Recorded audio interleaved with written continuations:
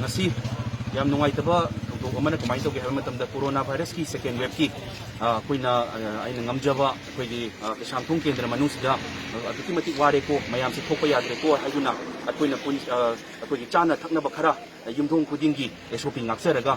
taw akoigi yumthong khudingi phanganjabagi process na handagi hojabane adu ngasi akoigi yaman aigi di yam nusiraba lekai thauda babu lekai je changjaba matamda akoigi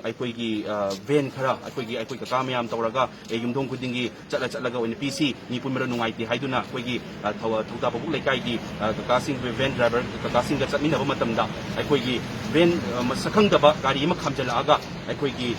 gari do akoigi van sing thugaibirame aduga yam thinasu akoigi kaka akoigi van thoriba dagidi pot yenjariba dada kaka mayam do khubire chaina tawraga haidi yam tamthiraba mongda haitare sigumba yamna tamthiraba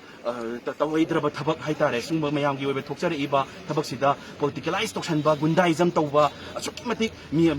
ki tuhapina botnaba sigumba se amuhan tawjaningde sigumba se mayam tasena haragadi khoigi tasena mayamgi wara matamda kharada oisu tawjagena khanjariba naha